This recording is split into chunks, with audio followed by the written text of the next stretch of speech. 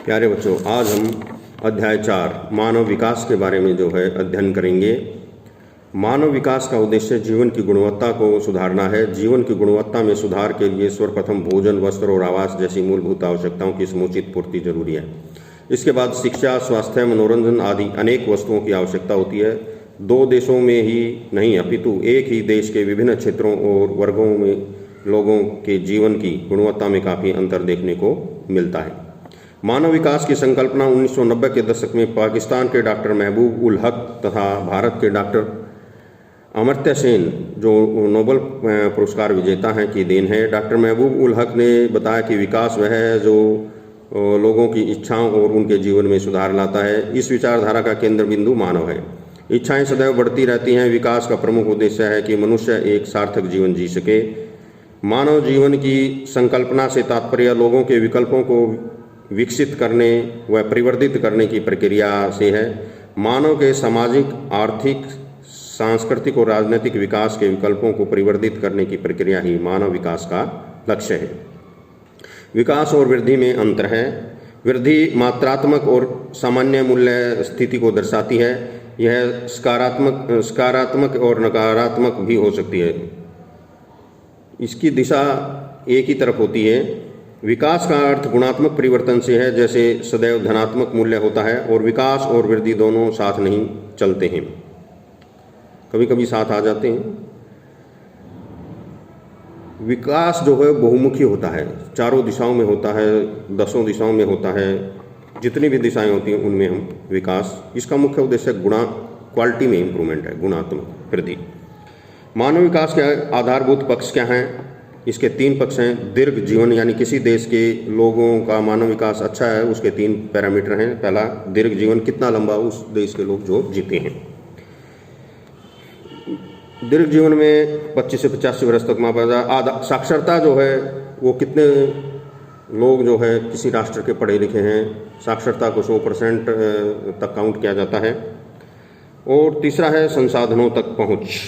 इन तीनों का 1/3 हिस्सा लिया जाता है। लेकिन आजकल जो है और भी कई पैरामीटर, जैसे गरीबी है, भूख है, तो कितने लोगों तक ये भोजन की व्यवस्था पहुंचती है, ये सभी चीज़ें जो है इसमें शामिल किया जाता है।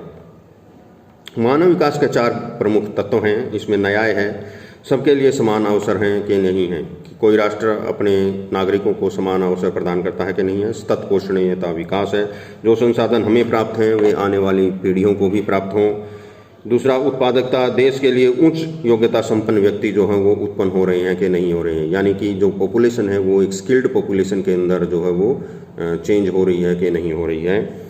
सशक्तिकरण है, अवसरों की सतत पर्याप्तता है, कि महिलाओं को कितने अधिकार प्राप्त हैं, तो ये सब इसके आधार पर जो है निकाला जाता है। मानव विकास सूचकांक क्या है? ह्यूमन डेवलपमेंट इंडेक्स, यानी किस आधार पर मानव विकास की जो हम गणना करते हैं। सबसे पहले मानव विकास सूचकांक होता क्या है? यह आधारभूत मानव विकास की औसत उपलब्धियों का एक सरल संश्लिष्ट समुच्चय होता है। सरल संश्लिष्ट समुच्चय, समुच्चय मतलब एक से अधिक चीज़ें इसमें शामिल हैं, तथा इसके द्वारा विभिन्न देशों का पदानुक्रम जो है वो निर्धारित होता है। इसकी कुल कीमत 1 मानी जाती है, यानी 0 से 1 के अंदर इसकी वैल्यू जो है वो काउंट की जाती है। तो 0.8 से 1 तक उच्च मानव विकास काउंट किया जाता है। इसमें 2005 में विश्व के 55 देश थे।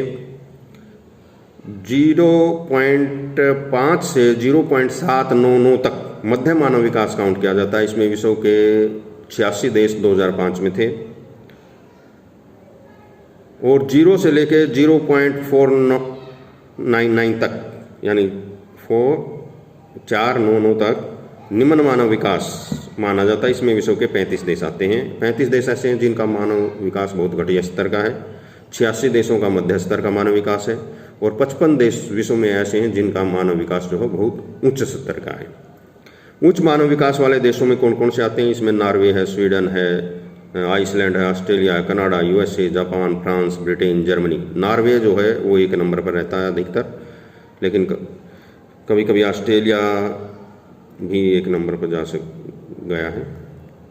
मध्य मानव विकास रूस, ब्राज़ील, भारत, चीन, श्रीलंका, मलेशिया आदि हैं। निम्न मानव विकास में Pakistan, Burundi, Niger, Sierra Leone, Burkina Faso, Haiti आदि ये देश आते हैं। 1990 से नॉर्वे सर्वाधिक 7 बार नंबर 1 पर रहा है। यह प्रतिवेदन हर वर्ष प्रकाशित होती है। यह रिपोर्ट जो है हर वर्ष जो है वो प्रकाशित हो जाती है और जनवरी के महीने में जो अखबारों में आती है। बच्चों को इसको पढ़ना चाहिए और करंट ईयर का जो है वो मानव विकास का क्रम जो है नोट करना चाहिए। जैसे भारत का मानव विकास का क्रम जो है 130 नंबर है इस वर्ष का, कभी 134 हो जाता है, 135 हो जाता है, 136 हो जाता है, तो कभी 127 भी हो जाता है। तो बच्चों को जो है करंट नॉलेज होना चाहिए और आपकी एनसीईआरटी की बुक में जिस वर्ष का दिया वो भी आपको नोट करना चाहिए। 1990 से नॉर्वे सर्वाधिक 7 बार नंबर 1 पर रहा है।